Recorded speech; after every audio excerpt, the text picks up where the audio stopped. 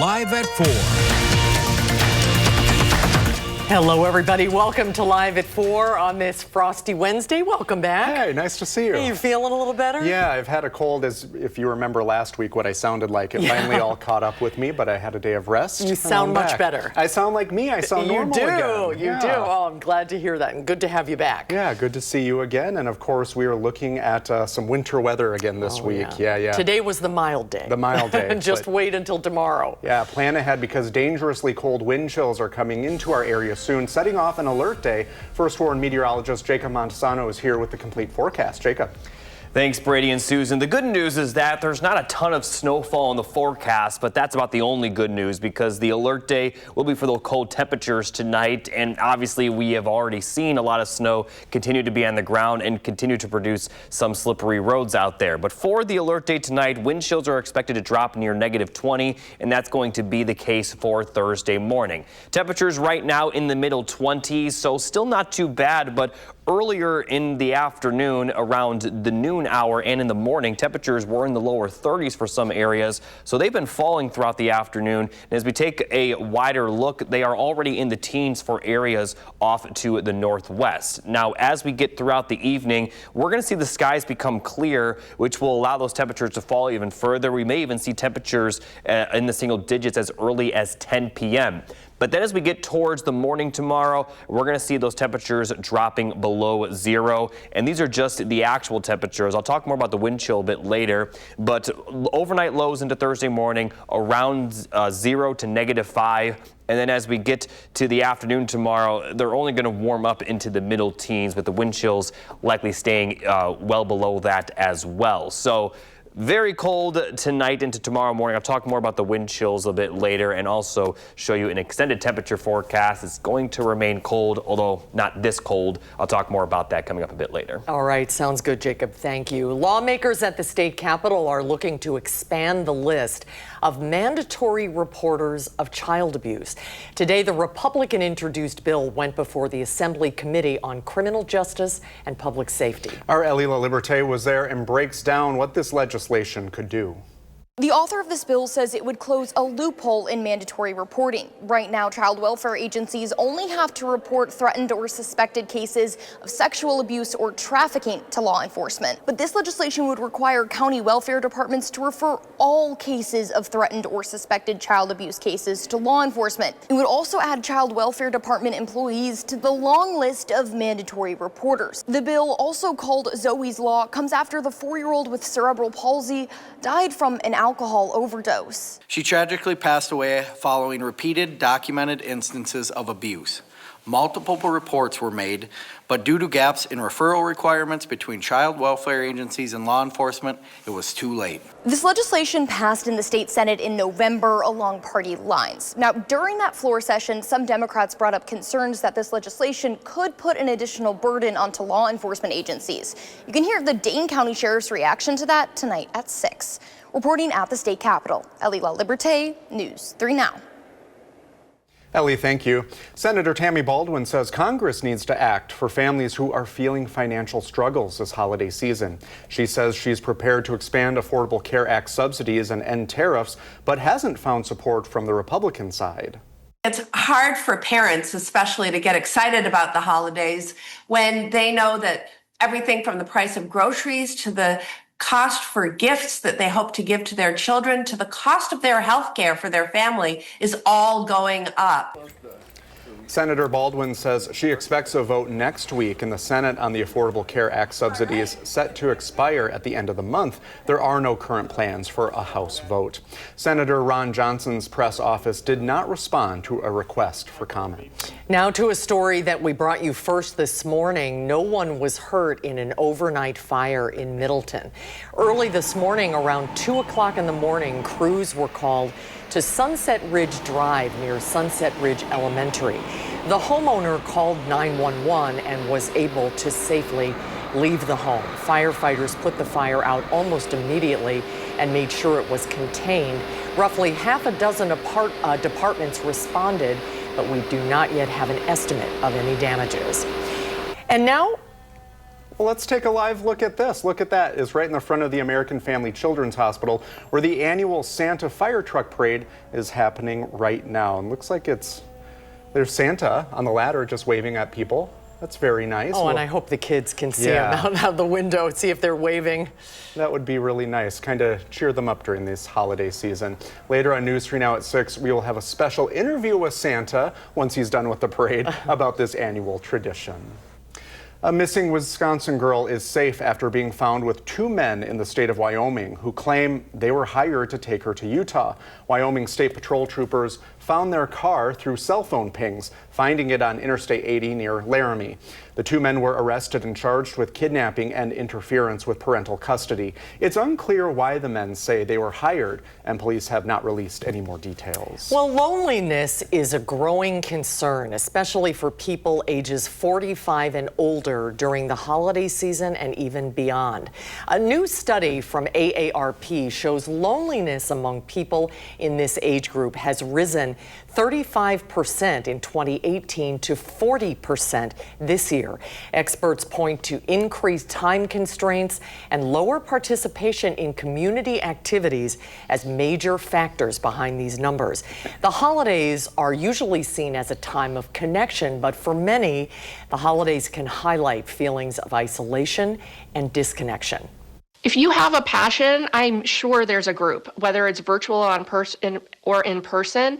And remember, you're only a stranger till you go in the door, because when you're going in that door, you're going into a room full of people who share your interests, and you have something, built in to talk about. AARP recommends these tips for all ages, that you should be assessing your social health regularly and using technology to stay in touch, especially during weather like we're having, it's cold winters, especially when it's dark and cold.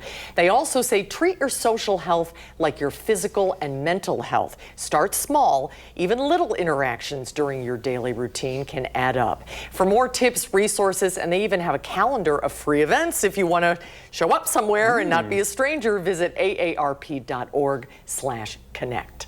Oh, very nice. Madison is reminding people winter hours are about to start at the Streets Division drop-off sites. The final day for extended hours at South Point and Sycamore is tomorrow. Starting on Friday, both sites are on winter schedules. Officials also mention the Olin Avenue drop-off is now permanently closed, with a new site planned to open nearby next year. For a full list of what you can drop off and the hours, just go to cityofmadison.com/streets. Next on Live at 4, the Badger women are storming their way into the NCAA tournament that starts tomorrow. We're taking a look at their season so far. And we'll have the story about one Wisconsin activist who is foregoing fast food, going out to eat, even buying food at the grocery store.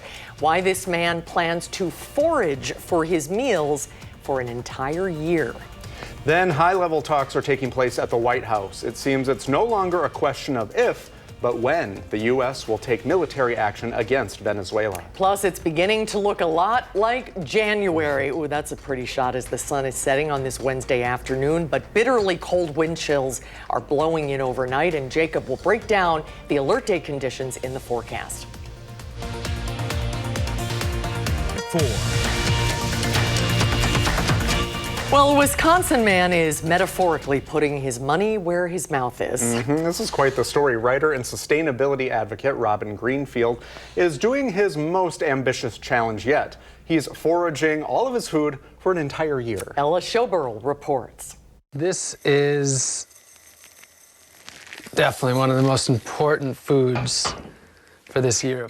Ashland native Robin Greenfield has been foraging across the Northland since spring, gathering everything from wild rice and various mushrooms to herbs, fresh fruits and vegetables, and even salt. But since October, he's taken his efforts to a new level, committing fully to a challenge few would attempt, surviving an entire year solely on the food he forages. So no grocery stores, no restaurants, not even gardens.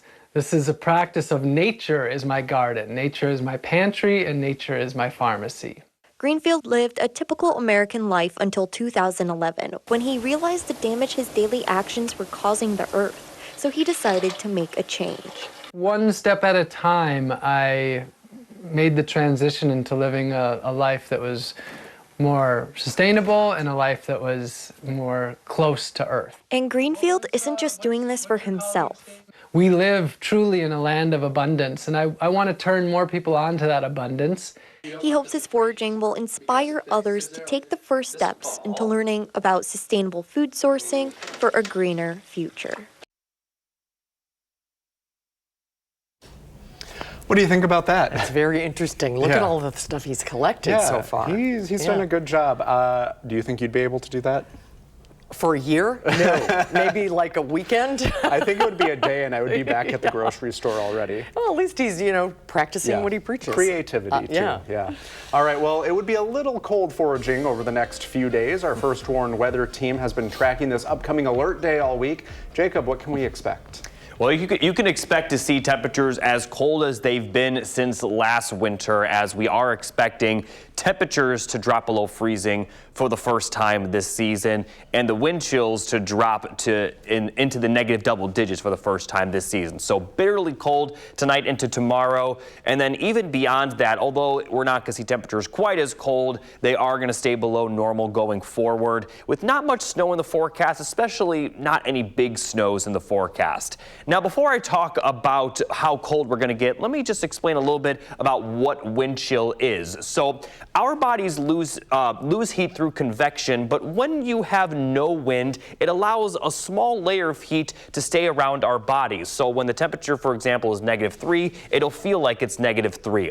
But when you add the wind into the equation, it allows that heat to sort of blow away from our bodies, making it feel a lot colder. So in this example, the temperature is -3, 10-mile-per-hour winds, it could feel like -20. And that is the kind of conditions that we're going to see tonight. So looking at the current wind chills, they're in the upper single digits to lower teens, and they're going to drop below 0 over the next couple of hours. And as we get towards the late overnight hours into Thursday morning, they are expected to drop into the negative teens to possible -20s. And even in the late morning, it's still going to be very cold. Throughout the afternoon, we're going to see wind chills only improve to about 5 to 10 degrees above normal before dropping back below normal for Thursday night into Friday, although it won't be quite as cold for your Friday. And then from there, it will slowly improve, but still remain cold.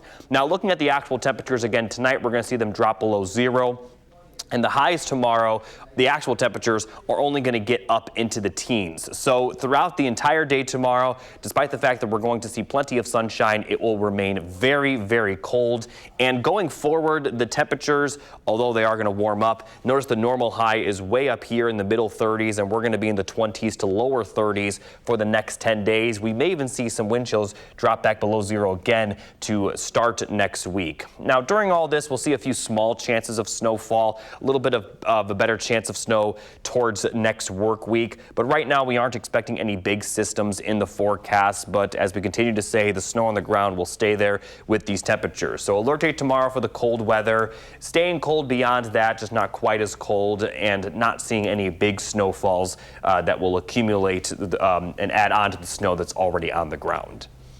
It is December in Wisconsin. That is for sure. Boy, that 26 on Thursday is going to feel warm.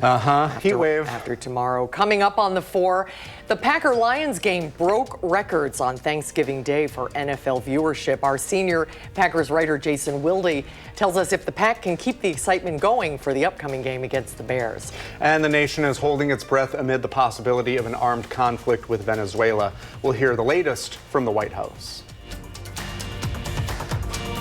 The numbers on Wall Street today, green across the board again. The Dow was up 408 points. The Nasdaq is up 40.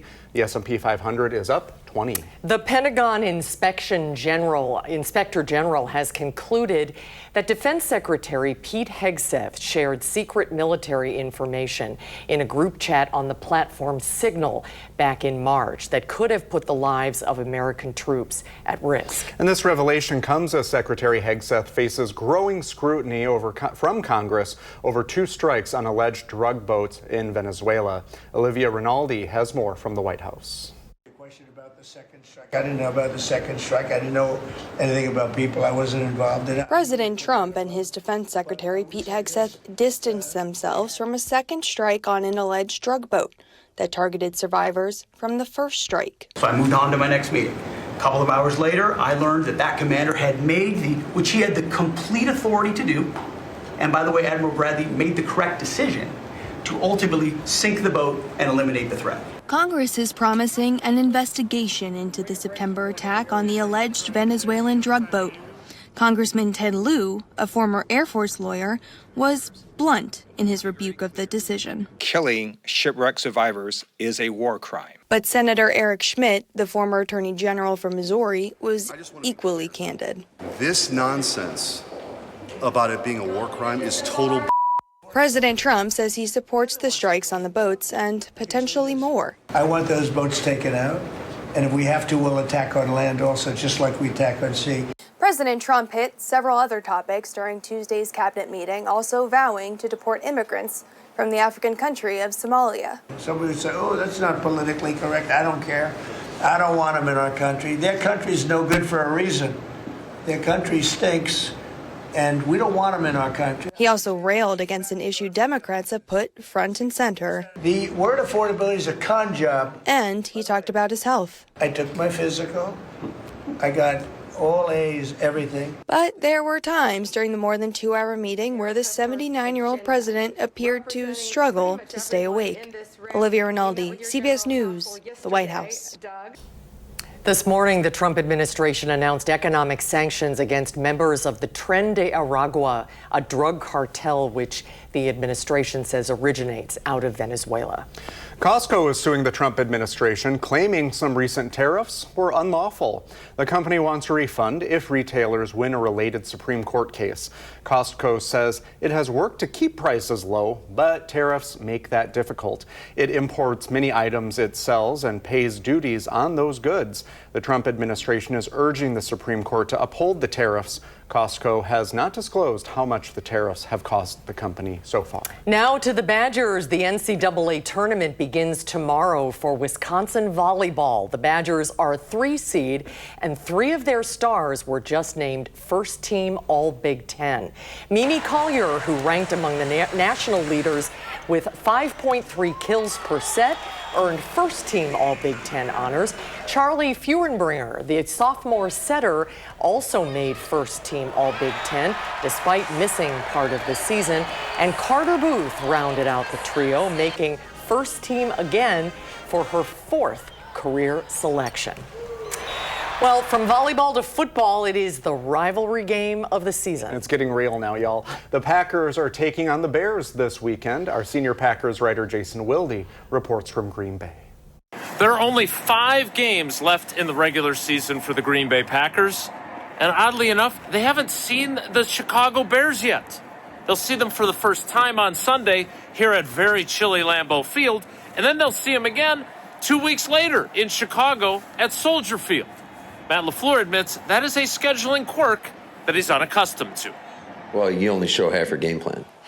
So, it's a unique deal. I don't think it's happened to us very much. So I think there's a little bit of an unknown to that, but it is what it is. Every week's a new week in this league, and there's a lot of smart people in this league, and players and coaches, and basically all you got to do, you got to find a way to win one game, and just know that there's going to be adjustments, just like there's adjustments in game, and you got to try to stay one step ahead of the competition. We'll have full coverage of Packers Bears this week and again in a couple of weeks on our website, channel3000.com. And while you're there, make sure you sign up for the Packers newsletter, which delivers our coverage directly to your inbox every single day. In Green Bay at very cold Lambeau Field, Jason Wilde, channel3000.com. Thank you, Jason. He looks so cold up there. Should we bring him a space heater? Yeah, he could use it, I'm sure. Coming up on Live at 4, a group of Wisconsin farmers are coming together to bring the holidays to our soldiers that are serving here and abroad. And then some schools seem like they close for even the smallest amount of snow, while others appear to run even during blizzards. Jalen Banks is taking a look at the decisions that go into school closures. Watching News 3 Now, live at 4, moving forward. Good afternoon, everyone. Welcome to Live at 4. Hopefully everyone's staying bundled up or doing something fun outside in these wintry temps. Or maybe getting the car filled up or going to the gas station. Get it done today. Prepare. Plan ahead, because the weather is, we've been talking about it all week, about this Arctic blast. The geese at Brittingham, the Monona Bay over by the Brittingham Boathouse, Brady and I were just talking about how pretty winter is. It actually. is, yeah. We don't want to be like Debbie Downer every single day. There is a reason we live here. It's pretty to a point, but when we have weather words like this, an Arctic blast, not so great, Jacob. I just said, don't be Debbie Downer. Well, here I am. Now, I will say, tomorrow's going to be the only day where it will be brutally cold, but it's going to remain cold for the rest of the forecast. Now, looking at the alert day, which is for tonight into tomorrow morning, we're expecting wind chills to drop to near -20, with some areas possibly getting a little colder than that. Now, right now, temperatures aren't too bad, in the middle 20s for a lot of Dane County, but further north and northwest, temperatures have already dropped into the teens, and we also are seeing the winds pick up. Now, the winds are not going to be too gusty, but obviously with the temperatures being as cold as they're going to be, just a little bit of wind will create some very cold wind chills. Right now, wind speeds between 10 and 20 miles per hour for areas further to the west and to the northwest. But in general, a lot of our area just seeing a little bit of a breeze out there, and already we're seeing wind chills in the single digits, and these are only going to continue to get worse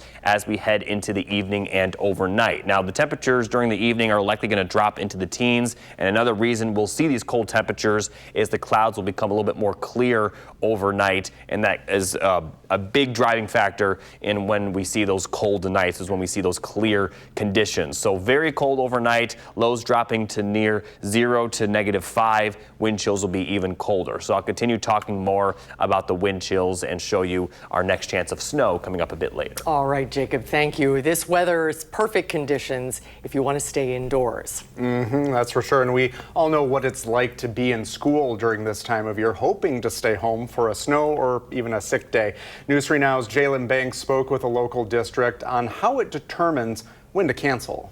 We're well into the winter season, and this week Southern Wisconsin could face some pretty frigid temps. I had the chance to catch up with the Verona Area School District on how they determine school cancellations due to weather. Winter is in full swing for Southern Wisconsin, some parts even seeing record-breaking snowfall over the weekend. This week, our First Warn weather team is forecasting cold daytime and overnight temperatures.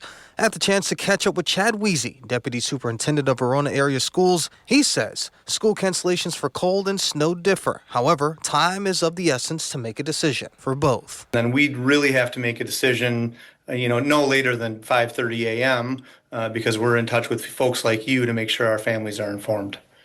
For cold days, they will cancel if there are sustained winds of -30 during the duration of the school day. For snow, it's more of a collaborative team effort between school staff, other local school districts, and the district's transportation service to determine road conditions. And as the weather changes, you can find the latest on school closings and the weather on our website at channel3000.com. For now, reporting in Verona, Jalen Banks, News 3 Now.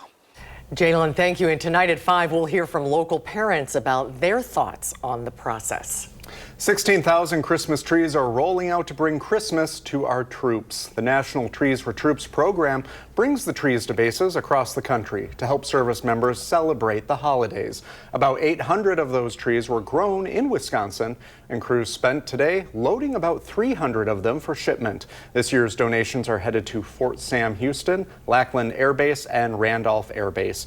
Over the past 21 years, the program has delivered more than 300,000 trees to service members and their families. Firefighters in Sun Prairie today demonstrated how long it can take to clear a fire hydrant that's covered in snow. The department says make sure the one closest to your home is cleared, because if there is ever a fire, it could mean the difference between saving a life or losing one and saving the home or losing it. This video shows firefighters digging out the hydrant behind a snowplow pile. For over a minute, the department advised clearing hydrants with 3 feet on all sides and make sure it's all the way to the road. The first court hearing for the man accused of killing a National Guard soldier and wounding another revealed new information about last week's attack. Newly released surveillance images revealed in court documents appear to show the suspect standing near a busy Washington, D.C. metro station before turning a corner and shooting at members of the National Guard. 20-year-old Specialist Sarah Beckstrom and 24-year-old Staff Sergeant Andrew Wolf were shot in the heads. The alleged shooter, Ramanullah Lakhanwal, served on a CIA-backed operations team in his native Afghanistan before he fled to the U.S. in 2021 and was granted asylum earlier this year. This individual was brought into this country as a result of the largesse of the American people and the American government, and he betrayed us.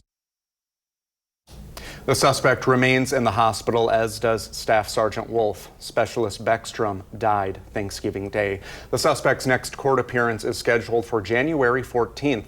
He's pleaded not guilty to murder, assault, and gun charges. A deadly crash shut down part of Highway 14 early this morning in the town of Bradford.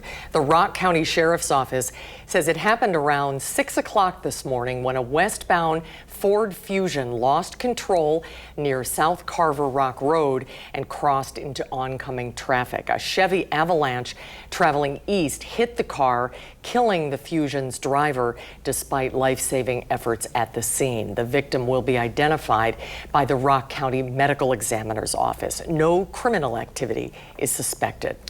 For the first time, the City of Madison is partnering with the private sector to reimagine downtown. City officials expect thousands of new residents to move here in the next decade. The plan aims to update land use, modernize transportation, enhance city design, and preserve the downtown's unique character.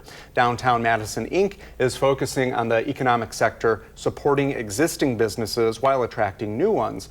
Last night's meeting also highlighted the housing crisis, with 43% of downtown residents spending more than half their income on rent.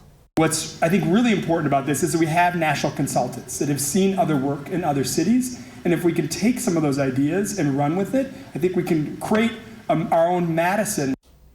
Over the next 18 months, the city and Downtown Madison, Inc. will hold meetings and listen to community feedback. The first phase starts this spring, with final approval expected in 2027. The Wisconsin Department of Justice's Office of School Safety has released its annual impact report for the Speak Up, Speak Out statewide tip line.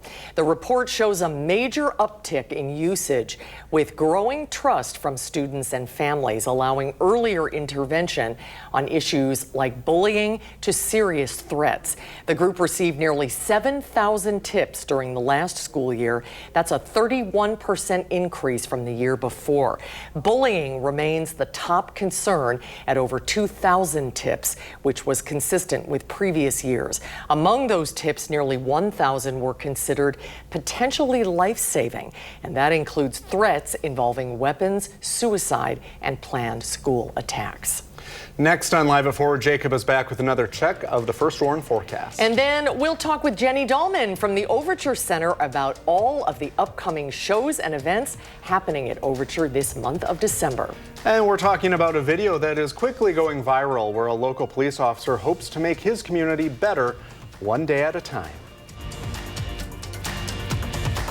Satellite a spin. This is Raleigh, North Carolina. Beautiful cityscape. The weather there is 46 and clear. Oh, they're spoiled. They are. This is a look at the ice skating rink, which is built on top of an outdoor concert stage, and it's made of a polymer ice-like surface that doesn't melt, and it works great during some warm spells. Oh, very pretty. Well, the holidays are here in downtown Madison. It's the best time of the year downtown. And the Overture Center has a packed lineup of winter shows for this month of December, including the family classics, The Nutcracker, and A Christmas Carol. Jenny Dahlman is the Chief Marketing and Communications Officer at Overture. Welcome back. Welcome back, Jenny. Good to see you. Always great to be here. Thank you. You know, during this time of year, it's a really nice way for family and friends to get together and enjoy some entertainment. Are you looking forward to that this year? Absolutely. And what I love about Overture Center in December is it's all of our resident organizations. They come in and do these amazing family-friendly shows.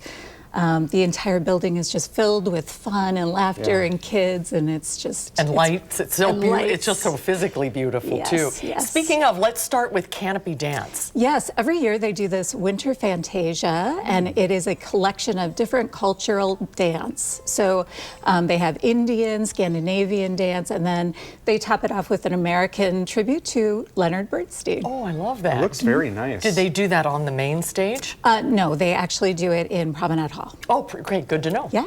Yeah, and then, okay, so after that, a Madison Symphony Orchestra Christmas. If you want to get in the holiday spirit, that's the ticket. That's the way to do That is the tradition, right? Everybody loves that Christmas concert. Yeah. They're celebrating their 100th year. They have all the chorales from town come in, and then they do caroling actually in the lobby ahead of the concerts. And those start on Friday, Saturday, Sunday. How long has John DeMaine been leading that? Oh, a long time. I don't know. He is just a treasure. Yeah, he's a treasure. Yeah. And a sweet, sweet man. It really is a great way to get in the holiday mood, get excited. This is one of the classics, Children's Theater of Madison. Children's A Theater. Christmas Carol. 60 years they've been around. They're celebrating their 60th year this year. This is a tradition for over 40 years that they've been doing Christmas Carol, and that's in our beautiful Capitol Theater. Again, family friendly and magical. I don't know if you've been there, but the way it's staged is really spectacular. The ambiance in there really adds to it. Exactly. The lanterns and the lighting is superb. Well, speaking of classics, the Nutcracker, the Madison Ballet is doing that. Yes, and what I love about the Madison Ballet is this is their one time where not only do they use their dancers from their normal company, but of course their students take part as well. So this Christmas classic, everybody loves the Nutcracker by Tchaikovsky, and we get to see the amazing costumes and go through that sugar plum fairyland. And so many local kids work so hard all year for this show. This is it, the big finale, and it runs for quite a while, doesn't it? It does. It runs right until the end of the month, the 21st, right before Christmas. Oh, so that's great.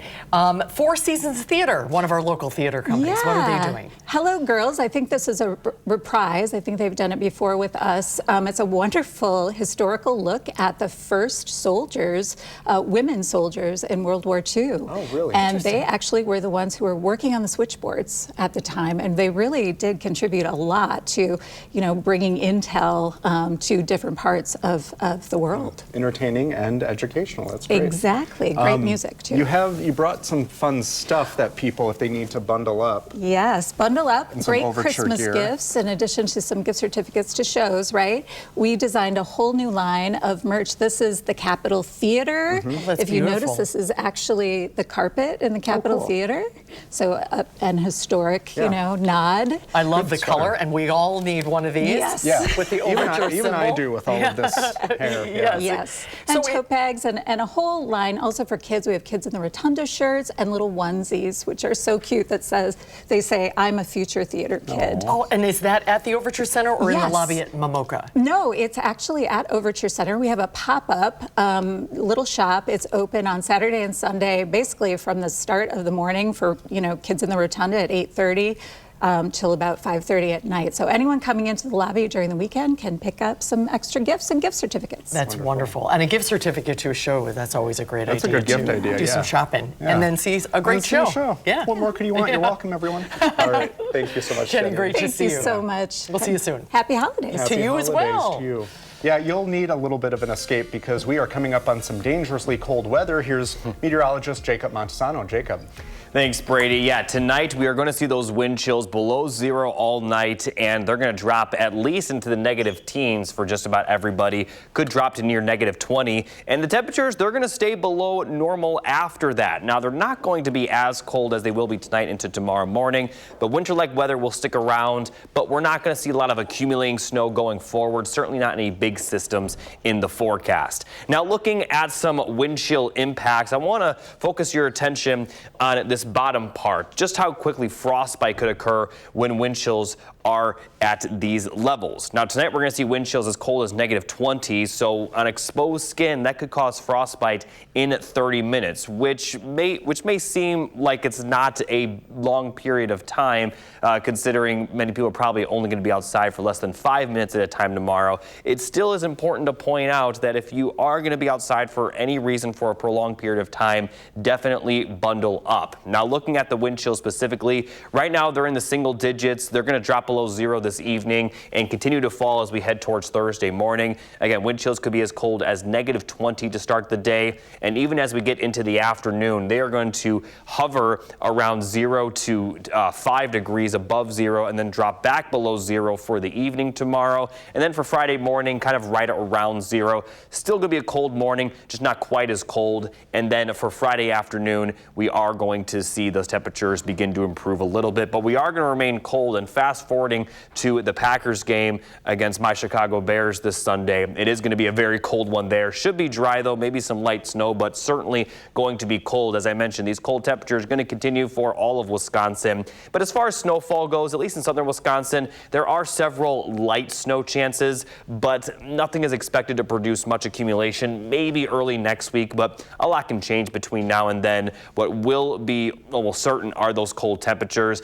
Might see the lower 30s return for Tuesday and Wednesday, but we are going to see the temperatures rise just a little bit for Friday and Saturday before dropping back a little bit again for Sunday for that Packers game. Overnight lows to start next week will also be back possibly in the single digits, with wind chills possibly back near 0. And as we get to the end of the 10-day forecast, they may drop again after the lower 30s we see Tuesday and Wednesday. So in general, cold temperatures going forward, and even beyond just these next 10 days, there is still not a big end in sight to the below normal temperatures that we're going to see here in Wisconsin. May last all the way till Christmas, although very unclear what will happen at that point. But at least for the next week and a half, maybe 2 weeks, winter-like temperatures are going to continue. All right, Jacob, thank you. After the break, 2 major film awards are going to the same 2 movies. A Make-A-Wish contributor is getting a big honor. And Stranger Things is back with its new season. That's ahead on the Hollywood Minute. Live at 4. 2 New York-based film groups have announced their annual awards, and they agree on 2 of the year's top movies. David Daniel has that and more in today's Hollywood Minute. I wanted to protect you from all your mom's stuff and all my stuff, even though I know that's impossible. Plenty of stuff ahead this award season for one battle after another. Both the Gotham Awards and the New York Film Critics Circle gave the Paul Thomas Anderson movie their top prize. Both groups named Iranian filmmaker Jafar Pahani Best Director for It Was Just an Accident, with the Gotham Awards also giving that film Best International Feature and Best Original Screenplay. Make-A-Wish is honoring Goldie Hawn. The Oscar-winning actress and longtime children's advocate is set to receive the Power of a Wish Award Friday at this year's Greater Los Angeles Wish Gala. I want to see Vecna's heart on a platter. He wasn't alone. Netflix says Stranger Things Season 5, Volume 1 racked up nearly 60 million views in its first 5 days. That's the best premiere week total for an English-language series on the streamer, and third best overall behind the final 2 seasons of Squid Game. In Hollywood, I'm David Daniel. And speaking of Hollywood stars, one made his way to Wisconsin to serve some ice cream. Actor Hugh Jackman made a surprise stop at Kopp's Frozen Custard near Milwaukee yesterday. He put on an apron and a name tag, and he served up scoops of a special flavor to promote Song Sung Blue. It's his upcoming movie about a Neil Diamond tribute band that's from Milwaukee. Song Sung Blue hits theaters nationwide on Christmas Day. I wonder, look at the people doing a double take. Is that Hugh Jackman? And finally at 4 in Darlington, a routine patrol turned into an act of quiet service when a Darlington police officer long stopped to help a resident stuck in their driveway during Monday's snowfall. Oh, look at this. A fellow officer arrived to check on him and found Officer Long shoveling the driveway himself, a moment briefly caught on video before freeing the vehicle. The department says Officer Long didn't want any recognition, calling it, it's just our job, adding that he wants to enhance his community one day at a time. It's always the people who want the least recognition who deserve it the most. And it's nice that when we is can so help our nice. neighbors like that. Oh, yeah. I agree. Yeah. Will you be shoveling? Do you have a lot to shovel? No, I'm shoveled out, but things are slippery. Yeah. And streets and sidewalks are still pretty slippery. Yeah, especially those side roads. There's a lot of ice still on them. Yeah. And as we've been talking about, the last couple of days with these cold temperatures, those icy roads that didn't get plowed, as thoroughly as the main ones, they're going to remain pretty slippery, especially tonight with those temperatures. Let's take a full look at the 10-day forecast one more time. Again, temperatures remaining below normal for the next 10 days. We're not expecting any additional accumulation, at least not any big snowfalls. Could see some light accumulation from time to time later into the weekend and early next week. But again, no big systems in the forecast, but we are going to continue to be cold. Might warm up a little bit for Tuesday and Wednesday next week, but those temperatures that you see next Wednesday, that high, that still would be below normal if it does check out. Now, tomorrow will be the coldest day, especially in those morning hours where we see wind chills well below zero. This is the first time we're seeing it this season, but it's probably not going to be the last. So just be aware of that. But at some point this winter, we probably are going to see a day or two in the 50s again. So, that's just winter here in Wisconsin. But at least for the next 10 days, those cold temperatures will continue. All right, Jacob, thank you. We'll be right back. Bring you to the Capitol for its annual tree lighting ceremony. And Susan is sitting down with Wendy Gillette to talk about how expedition cruising is a growing tourist favorite. And later on News 3 Now at 5, we are bringing you continuing coverage of a deadly shooting on Madison's North Side last month.